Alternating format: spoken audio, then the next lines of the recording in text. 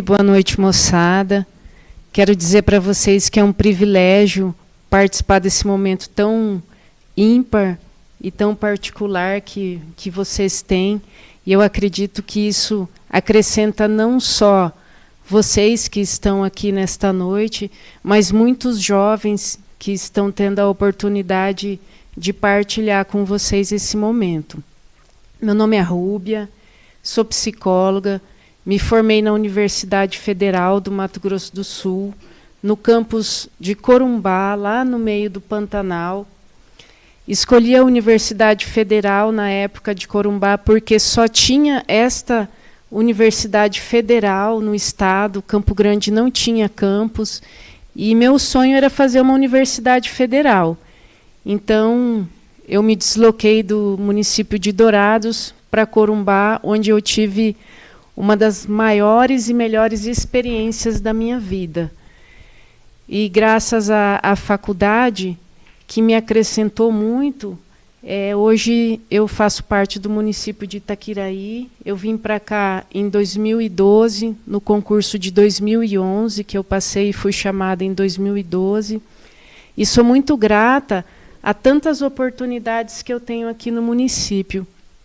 E todas as vezes que há um espaço de discussão e de reflexão, eu costumo atender prontamente, porque quando a gente fala com um jovem, com um adolescente, na verdade, a gente estende a muitas outras pessoas, porque a voz de vocês não é única. Vocês proporcionam com que outros jovens também façam algumas reflexões. E o tema que nós vamos discutir hoje, que é o Setembro Amarelo, moçada, é uma preocupação muito grande.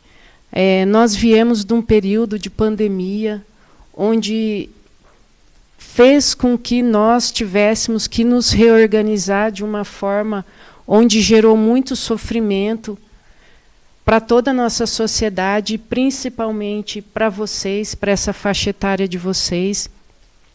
E essa questão da pandemia, ela alterou muito as nossas vidas. Em que sentido? Nós temos uma gama de crianças e adolescentes doentes, emocionalmente doentes. E isso é muito preocupante, porque esse momento histórico que nós vivemos da pandemia vai repercutir por muitas décadas no nosso país. Isso é muito preocupante, porque vocês, moçada, são que nos representarão daqui a alguns anos. E vocês têm que estar emocionalmente bem para representar uma nação. E a pandemia ela trouxe reflexos muito preocupantes. E para falar de suicídio, para falar do Setembro Amarelo, eu tenho que falar primeiramente de ansiedade e depressão. Por quê? Porque quando nós falamos de suicídio, ano passado, a gente teve uma pesquisa onde apontou que 96% dos casos de suicídio tinham uma relação com transtorno mental. Isso significa que 96% das pessoas que decidiam tirar a sua vida, elas estavam doentes emocionalmente. Esse ano, nós fomos pesquisar alguns dados para trazer para vocês, e aponta que 100% das pessoas que tiram a sua vida, elas estão doentes. Então, isso é muito preocupante. Qual que é a faixa etária que mais comete suicídio? Jovens de 15 a 29 anos. Isso significa que a faixa etária de vocês é uma faixa etária que nos gera muito preocupação. E eu quero falar de alguns sintomas com relação aos transtornos de ansiedade. O que é a ansiedade? A maioria de nós somos pessoas ansiosas, que se preocupa quando tem uma atividade, quando tem um evento, de não dormir à noite, de se preocupar com a prova. São comportamentos normais. O que não é normal é quando os nossos comportamentos de ansiedade, eles começam a nos limitar das nossas atividades normais. Então, por exemplo, quando eu vou fazer uma prova, e eu começo a ter dor no meu peito, falta de ar, quando a minha mão começa a suar muito, a transpirar muito, quando eu tenho dor de cabeça. São sintomas que as pessoas que têm transtorno de ansiedade apresentam.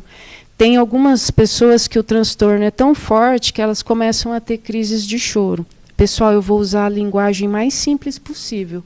Eu não vou estar utilizando nenhum termo técnico para que vocês possam entender de uma forma clara.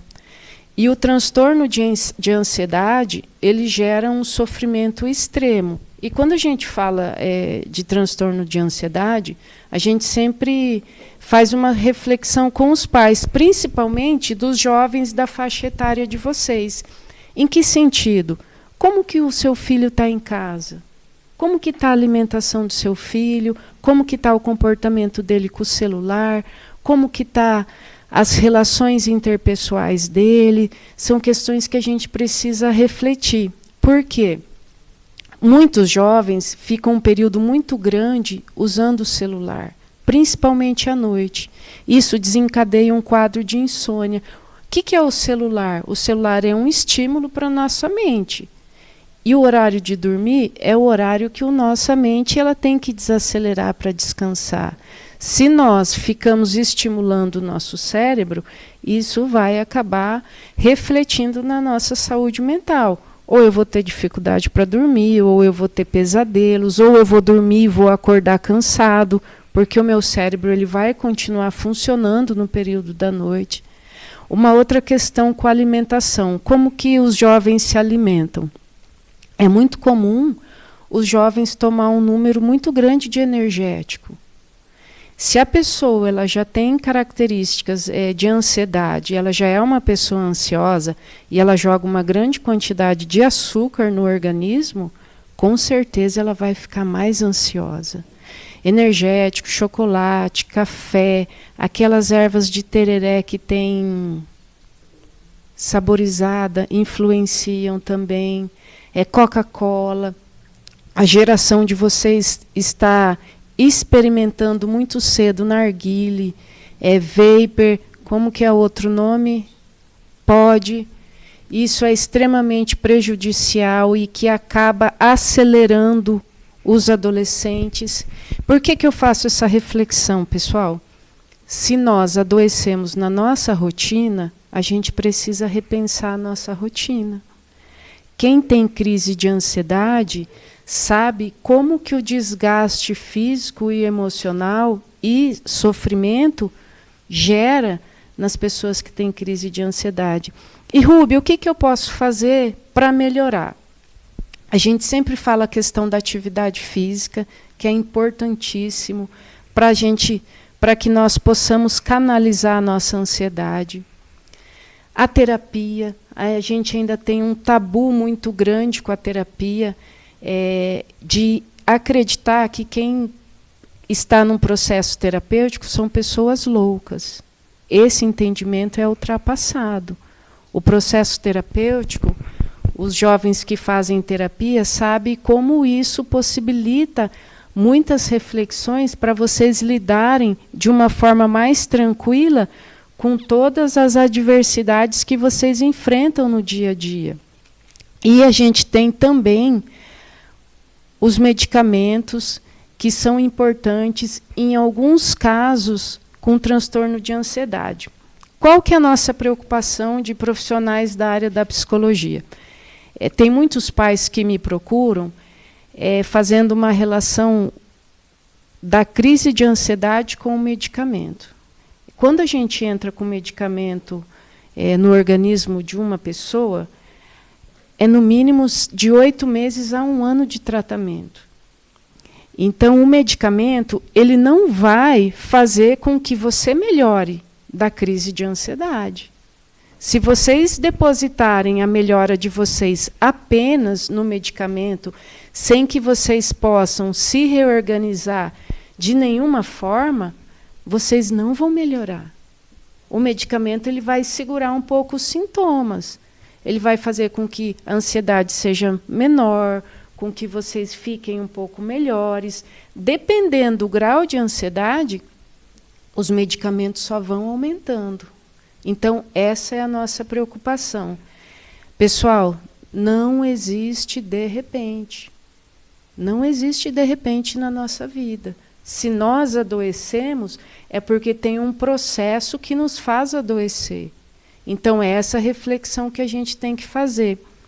Comecei falando da ansiedade, e eu vou falar um pouquinho dos sintomas da depressão. A depressão, ela é uma alteração de humor. Sintomas da depressão: tristeza, choro, desânimo, alteração de humor. Alguns jovens e algumas pessoas têm alteração de sono, ou dormem demais, ou dormem menos, ou comem demais, ou comem pouco, ou não têm fome. São os sintomas mais comuns com relação à depressão. A depressão, ela tem inúmeros tipos. E eu quero falar da depressão maior, que são essas características que normalmente as pessoas apresentam. E nós temos a depressão atípica ou sorridente, que é um caso que normalmente a gente não acredita que a pessoa apresenta um quadro de depressão. É aquela pessoa que está sorrindo o tempo inteiro, que faz piada, que brinca, que se socializa com os colegas, e é uma pessoa extremamente triste. Vocês lembram, vocês devem saber a questão do Whindersson Nunes. Ele é um quadro de depressão atípica, que ficou conhecido porque a gente não acreditava que o Whindersson Nunes poderia apresentar um quadro de depressão. E são pessoas que elas conseguem ter momentos felizes, passou esse momento, elas continuam num estado de tristeza. E como que a gente trata a depressão? A mesma questão da ansiedade. A gente pensa na questão do medicamento, na última possibilidade, atividade física, alimentação, reorganização da rotina, cuidar a questão do estresse.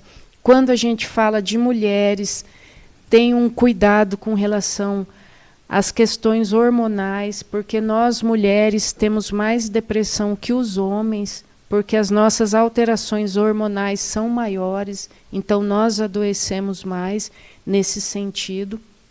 E a questão do medicamento é a última possibilidade.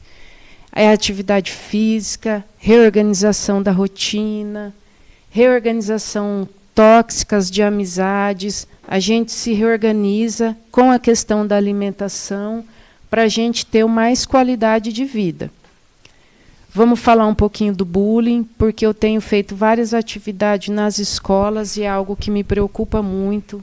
O ambiente escolar é um ambiente extremamente tóxico com relação ao bullying. E o bullying é algo extremamente prejudicial à vida do outro. Quando a gente fala que o outro, quando nós diminuímos as características físicas da outra pessoa, isso causa um agravo emocional muito grande. E a gente precisa repensar essa prática, principalmente aqueles que praticam o bullying com aqueles que são ouvintes e que acabam reforçando a questão do bullying. Quando eu estou de ouvinte, dou risada de um colega colocar um apelido ou tirar sarro do outro, eu também estou praticando bullying. Eu faço parte dessa turma que pratica o bullying, porque eu não faço nada. E muitos jovens não conseguem se posicionar com relação ao bullying porque eles têm medo. Eles têm medo de não fazer parte mais de um grupo, eles têm medo de não serem aceitos, eles têm medo de ficarem sozinhos. E isso é muito preocupante. Nós temos vários casos. Teve uma situação em Osasco, São Paulo, que vocês acompanharam, dos jovens que entraram na escola, mataram algumas pessoas, tinham situação de bullying. Tem várias situações nos Estados Unidos de massacre por jovens que sofreram bullying. A escola não pode omitir esses fatos, e muito menos nós. Nós todos somos responsáveis por isso. Nós temos a questão da automutilação, que é uma prática muito comum entre vocês jovens, uma forma de lidar com a dor se cortando. É uma forma muito agressiva, que causa muitos danos. Não é a melhor forma de lidar com a dor emocional, porque se nós formos juntar todas as nossas questões para nos machucarmos, isso não irá resolver os nossos problemas. Pelo contrário, quando eu me corto, eu, além de me machucar, a minha dor emocional ela vai continuar presente, ela não vai sumir. E se eu não lidar com a minha dor emocional, eu vou fazendo marcas e marcas no meu corpo até eu pensar na possibilidade do suicídio. Então é uma preocupação muito grande. Saiu uma reportagem de uma pesquisa que foi feita na Universidade do Canadá nesse período da pandemia. Eles entrevistaram 80 mil jovens do mundo todo, inclusive do Brasil. Nessa pesquisa, moçada, foi constatado que aqui no Brasil, 1 em cada 4 crianças e ou adolescente está doente. Está com quadro de ansiedade ou com quadro de depressão. É por isso que a gente faz esse alerta e é por isso que a gente tem esses espaços de reflexões com vocês. Porque vocês que são adolescentes e essa geração que nos preocupa muito, vocês já têm um entendimento do que é certo ou errado e do que vai fazer bem ou mal para vocês. Então é por isso que a gente faz essas reflexões para que possibilitem também vocês refletirem sobre as escolhas de vocês. Porque todas as nossas escolhas, elas vão trazer repercussões na nossa vida, ou positivas ou negativas. E o suicídio é a instância máxima para eu aliviar a minha dor. Às vezes as pessoas falam assim, e quem cometeu suicídio é corajoso, quem cometeu suicídio é covarde. Às vezes as pessoas se posicionam dessa forma. O suicídio é a pessoa eliminando as dores emocionais que ela não conseguiu lidar no decorrer da sua vida. Então é uma preocupação muito grande. A cada 45 segundos, uma pessoa tira a vida no mundo. Esses dados são assustadores. A cada 45 minutos, uma pessoa tira a sua vida aqui no Brasil. Então, assim, a gente tem que se preocupar, porque muitos jovens estão lidando de uma forma muito trágica com as suas dores. E é essa reflexão que a gente tem que fazer, que nós temos que fazer. Como que eu posso ajudar as pessoas que eu percebo que elas não estão bem emocionalmente? Vocês têm que fortalecer essas pessoas para elas procurarem ajuda. Uma ajuda de um profissional, de alguém que não vá banalizar a dor, porque nós tendemos a banalizar a dor. Como assim, Rúbia? E a minha dor ela é maior que a dor da professora Gislaine. A gente tende a banalizar a dor. Você está sofrendo por causa disso, só isso você está sofrendo. Nós não medimos dor na psicologia. A sua dor, ela é sua dor pelas suas questões. Isso está te gerando um sofrimento. E nós temos que ter muito cuidado quando a gente conversa com alguém que fala para nós que não está bem. A pessoa que comete suicídio, ela vai deixando alguns sinais, ela vai pedindo algum socorro no decorrer desse processo, que ela começa a pensar em suicídio. Que sinais? Eu não aguento mais a minha vida, eu estou cansada de viver, está tudo muito pesado. As pessoas que cometem suicídio, normalmente, elas se despedem, elas deixam cartas, elas gravam vídeos. Então, a gente precisa trabalhar a questão da nossa empatia. Nós precisamos trabalhar a questão da resiliência, moçada. Resiliência é quando eu vou lidando melhor com as dores que eu vou enfrentando na minha vida. Quanto melhor eu lido, menos peso a minha dor tem. E eu consigo lidar melhor dessa forma. No mundo, nós temos aproximadamente 700 mil pessoas que tiram a vida por ano. Subnotificados, 300 mil. O que é subnotificados? É quando não aparece como dados de suicídio. Por exemplo, a pessoa foi encontrada morta, ninguém sabe como ela foi encontrada morta, ela se suicidou, mas ninguém não apresenta ninguém que constatou o suicídio. Então, nós temos aproximadamente 1 milhão de pessoas que tiram a sua vida. Isso é extremamente preocupante. E a gente precisa fazer algumas reflexões sobre a forma que nós estamos nos organizando enquanto pais com relação a vocês jovens. Nós temos uma geração hoje que se propõe a viver tudo muito precocemente. Vocês começam a ter relações sexuais muito cedo, vocês começam a fumar muito cedo, vocês começam a ter experiências que emocionalmente vocês não estão preparados para isso. O que acarreta, moçada? Que vocês vão ter que lidar com essa dor. E não é todo jovem que está preparado para lidar com essas dores. E vocês vão adoecendo. E a pandemia, ela potencializou essas questões. A pandemia, ela causou um estrago muito grande. E agora é o momento de reorganizar para que vocês consigam seguir de uma forma saudável. Eu acredito que deu para apontar algumas questões gerais, e daí eu gostaria que vocês aproveitassem esse espaço para tirar dúvida, porque pode ser que não seja a dúvida de vocês, mas que as dúvidas consigam alcançar outros jovens que não tiveram a oportunidade de estar aqui hoje.